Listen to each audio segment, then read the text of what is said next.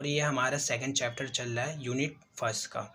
तो इससे पहले मैंने यूनिट फर्स्ट में ही फर्स्ट चैप्टर कंप्लीट करवा दिया है और आपको इसी चैनल के प्लेलिस्ट पे आपको दिख जाएगा।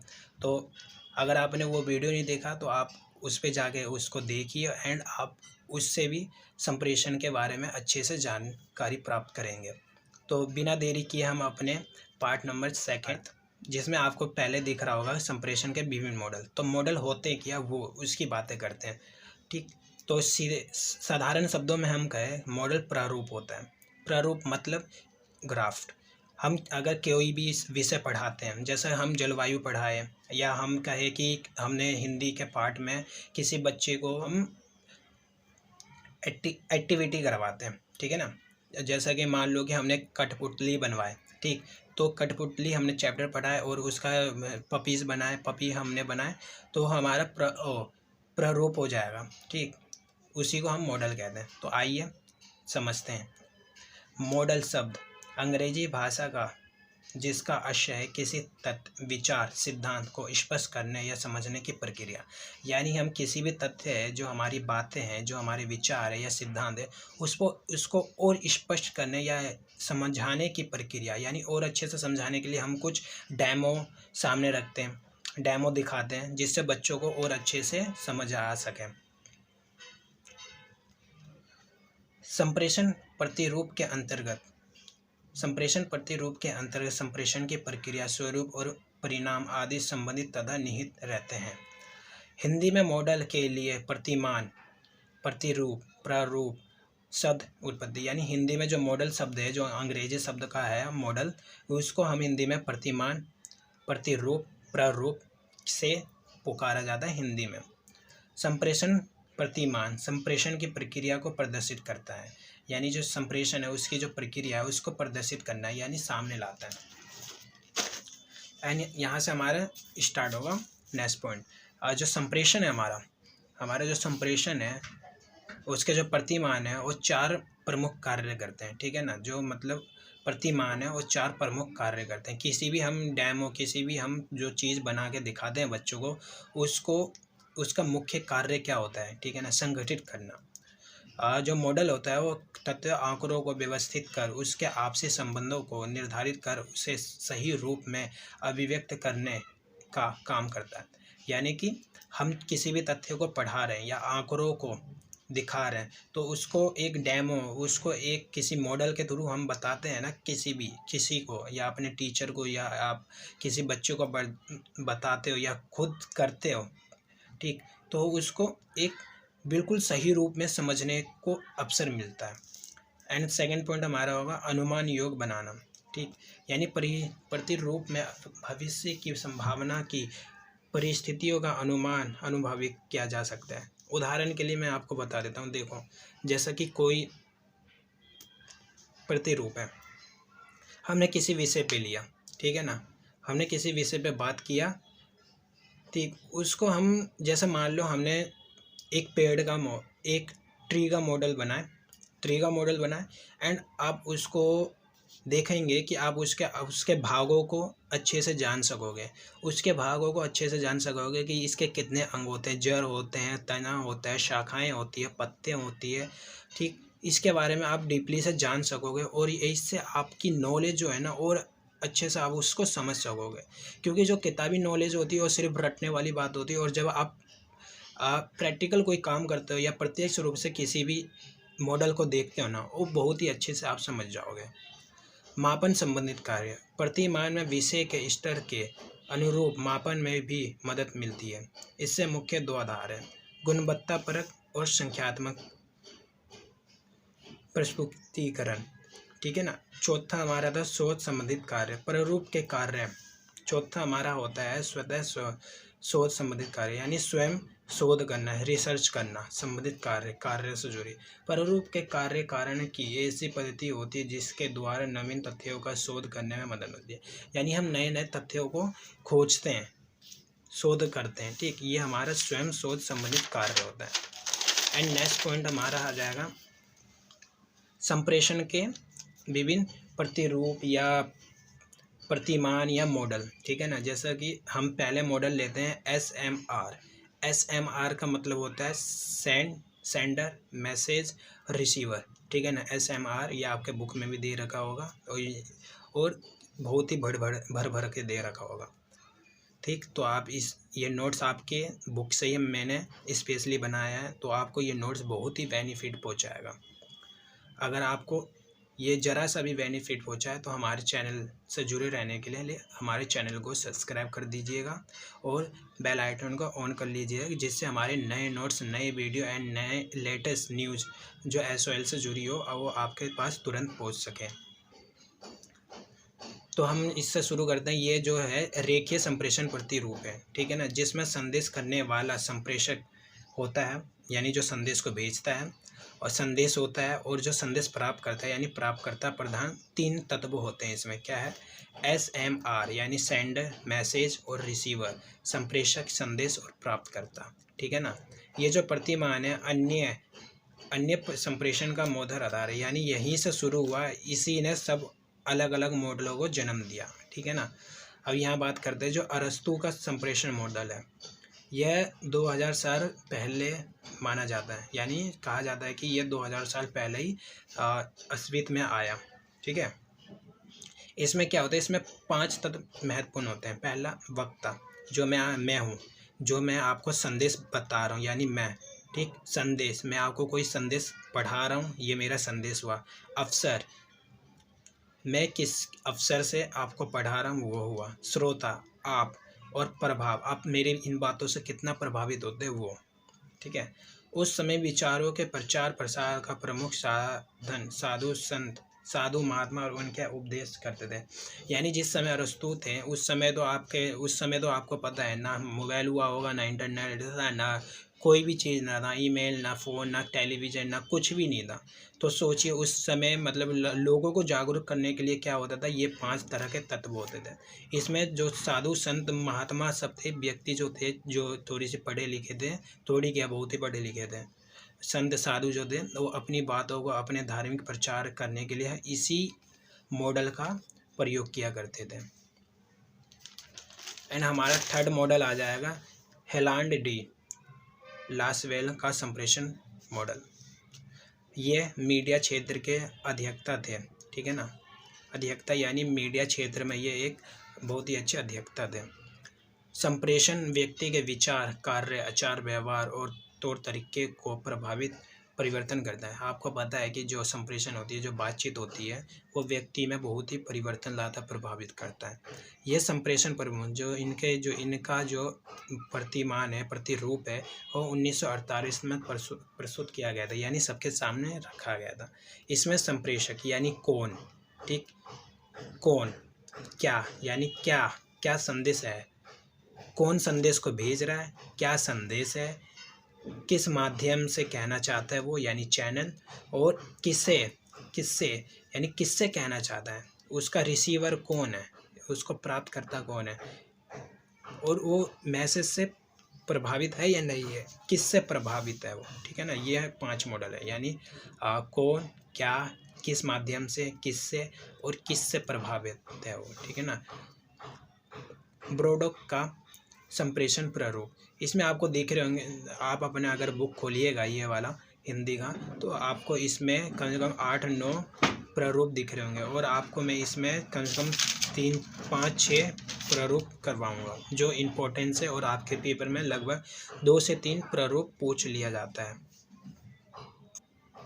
जैसा कि ब्रोडोक का संप्रेषण है, मॉडल में थोड़ा सा परिवर्तन कर, यानी लॉर्सवेल के जो मॉडल है, यानी जो इनका मॉडल था, उसमें थोड़ी सी परिवर्तन करके 1960 के करीब, यानी 1958 में अपना मॉडल प्रस्तुत किया। इसमें क्या था, इसमें स्रोत, आप उसमें कौन था, इसमें स्रोत है, बात वही हो गया, संप्रेषक और संप्रेषक, यही वही बात हो गई।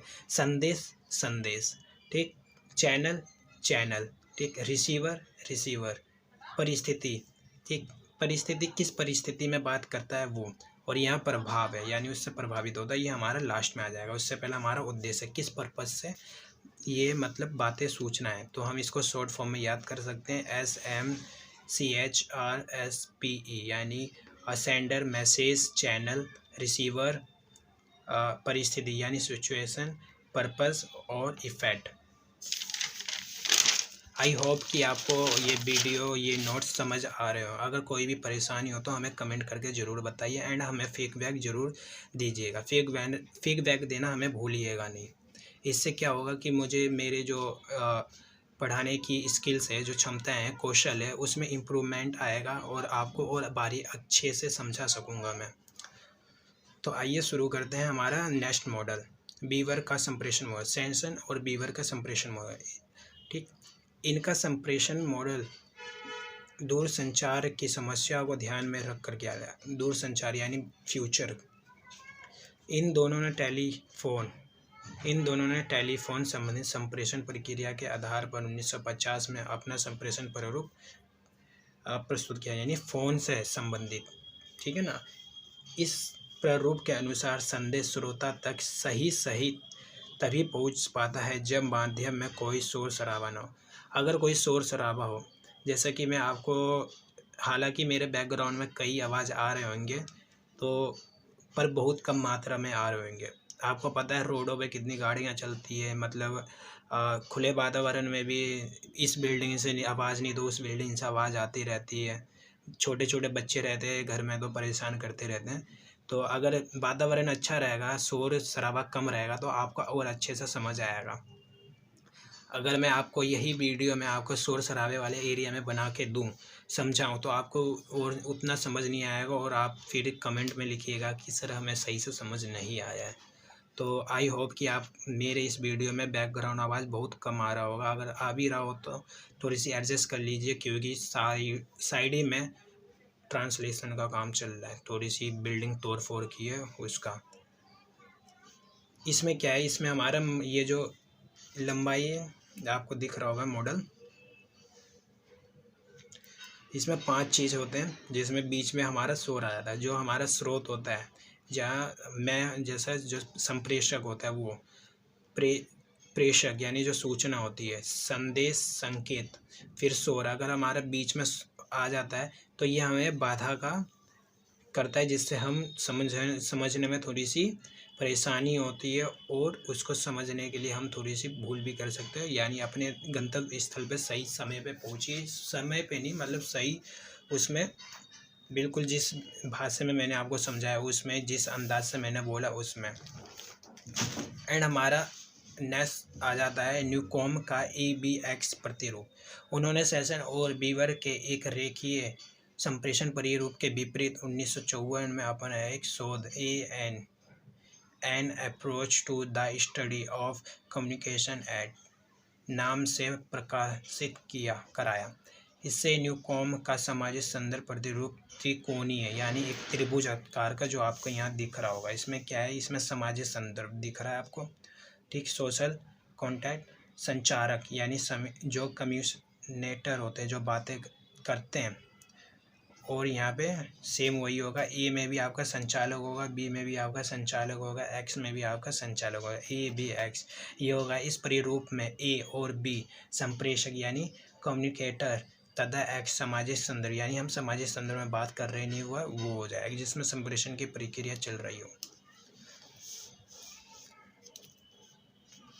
आई होप कि आपको ये बिल्कुल समझ आ रहे हो। अगर अभी नए हमने मतलब इसको शुरू किए हैं, चैनल को नए शुरू किए हैं। आई होप कि मुझे भी पता है कि अभी मुझे भी अपने स्किल को डेवलप करना है। थोड़ी सी पढ़ाई, अगर मैं सोच ही लिया था, नहीं लिया है कि आपके लिए कुछ करना है, मतलब नोट्स प्रोवाइड करना है या कुछ सूचना आपको देनी है, तो मैं कोशिश करूँगा कि आपको अच्छे से बारीकी से समझा सकूँ और कुछ उदाहरणों के साथ समझा सकूँ। हालांकि अभी ऐसा हो नहीं पा रहा मेरे से, उदाहरण में समझा नहीं पा रहा, कुछ उदाहरण मेरे पे आ भी नहीं पा रहा मैं, ठीक है। तो मैं कोशिश करूँगा अगले वीडियो में कि आपको कुछ उदाहरणों के माध्यम से समझाऊँ। संप्रेषण मॉडल का महत्व क्या है, तो महत्व पढ़ेंगे यहाँ पे। पहला, संप्रेषण प्रारूप में मुख्य रूप से 3 तत्व होते हैं, ठीक है। जो संप्रेषक होता है यानी जो संदेश भेजता है, संदेश होता है, और संदेश प्राप्त करने वाला होता है। मुख्य रूप से 3 होते हैं, ठीक है ना। कितने होते हैं, 3 होते हैं, ठीक। यानी मैं, मेरा संदेश और आप, ठीक, ऐसे समझिए। इसके विभिन्न रूपों, चरित्रों अर्थों की खोजबीन इन प्रारूपों का लक्ष्य होता है। यानी चित्रों चरित्रों का जो खोज होता है, जितने भी विभिन्न प्रतिरूप होगा ना, प्रतिमान होगा, उसी के द्वारा इनकी खोज होती है और लक्ष्य की प्राप्ति होती है। इसके माध्यम से संरचना संदेश के केंद्र में निहित संगठनों की आंतरिक संगति पर प्रक्रिया करता है। जो संदेश होता है वो बिल्कुल अगर उसी रूप में पहुँचे तो इससे दूसरे बंदे भी प्रभावित होंगे और आपकी बातों को समझने में बहुत ही अच्छे से समझेंगे। तो हमारा नेक्स्ट पॉइंट आ जाता है आभाषिक। जैसा कि अभी हमने इसके संप्रेषण के विभिन्न मॉडल किए और अब हम करेंगे आभाषिक संप्रेषण। आभाषिक सब जो बोल चाल नहीं कर पाते, जो इशारे में बातें करते हैं, जो इशारों में बातें करते हैं, उसको आभाषिक कहते हैं। ठीक है ना। अब यहाँ पे हम समझते हैं आभाषिक संप्रेषण प्रक्रिया में हम भाव, विचारों और अभिव्यक्तियों को शब्द प्रयोग के बिना व्यक्त करते हैं। यानी बिना शब्द के हम अपनी बातों को व्यक्त करते हैं, विचारों को व्यक्त करते हैं। संप्रेषण प्रक्रिया एक भाषिक होता है, जो मैं आपको बोल के बता रहा हूँ, लिख कर बता रहा हूँ, ये हमारा भाषिक हो। एक भाषिक होती है जो मैं आपको सिर्फ इशारों में बताऊँ, भले ही लिखा हो पर मैं कुछ बोल नहीं पाऊँगा, आपको समझाने के लिए मैं सिर्फ हाथों का, उंगलियों का प्रयोग करूँगा। आभाषिक यानी अवाचिक संप्रेषण प्रक्रिया में संदेश को मोटे रूप में 3 तरह के अभिव्यक्त किया जा सकता है। यानी संदेश संकेत द्वारा, यानी कोई भी चिन्ह हो गया, यानी ये हो गया, ये जैसे हम ये वॉशरूम के लिए, टॉयलेट के लिए हम यूज़ करते हैं, ये हो गया। 2 नंबर के लिए ये यूज करते हैं। ठीक है ना, ये सब हो गया। और क्रिया द्वारा हम कोई सी भी क्रिया करके हम उसको समझा सकते हैं अच्छे से। और वस्तु के द्वारा, जैसे मैं आपको ये किताब दिखाऊंगा कि आप समझ जाओगे हाँ मैं किताब कहना चाहता हूँ, ये हो गया। तो नियमित संकेत क्या होती है इसके बारे में पढ़ते हैं। ये आपको एक छोटे से पॉइंट में लिखा होगा, या देख लेना किताब में है, वैसे ही मैंने सेम ही लिख रखा है। तो आभाषिक संकेत जो वक्ता के स्वर के उतार चढ़ाव को नियंत्रित करते हैं उसे नियमित, यानी जो मेरी बातों को वक्ता जो बोल रहा है उसके स्वर के जो उतार चढ़ाव हाव भाव होते हैं उसको नियंत्रित जो करते हैं ना, वो नियामक संदेश कहलाते हैं। परिचायक संदेश क्या होते हैं, संकेत क्या होते हैं? जो संकेत रुचि, व्यक्तित्व, भाव व रवैया आदि को अभिव्यक्त करते हैं, यानी रुचियों को, भावनाओं को अभिव्यक्त करते हैं, उसे जो नियंत्रण ना करे उसको परिचायक करे, और जो नियंत्रण करे हाव भाव को उसको नियामक संकेत कहते हैं। ठीक है। अवाचिक यानी आभाषिक संप्रेषण के 18 प्रकार होते हैं। परिवेश होता है, ठीक, भाव होता है, भावभागी में शारीरिक गतियाँ होती है, मानव व्यवहार होता है, अधिगम होता है, यंत्र होता है, संचार माध्यम होता है, मानसिक प्रक्रम होता है यानी कार्य, संगीत होता है, काल होता है, त्वचिक अनुभूति होता है, देश, क्षेत्र, देहती, वेशभूषा, पराभाषा, अतः, क्रिया, रूप, पशु, गीत, संस्कृति आदि ये होती है।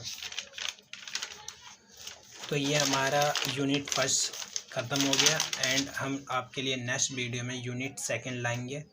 ठीक, इसी हिंदी भाषा और संप्रेषण किताब की यूनिट इकाई 2 लाएंगे। आई होप कि आपको यूनिट 1 इकाई 1 अच्छी तरह से समझ आ गया, एंड आपको मैं ये नोट्स हमारे टेलीग्राम चैनल को पर ज्वाइन करें और मैं आपको ये नोट्स वहाँ पे PDF में सेंड कर दूँगा। अगर आपको ये वीडियो अच्छी लगी हो तो हमारे इस चैनल को ज़रूर सब्सक्राइब करें, और मैं आपको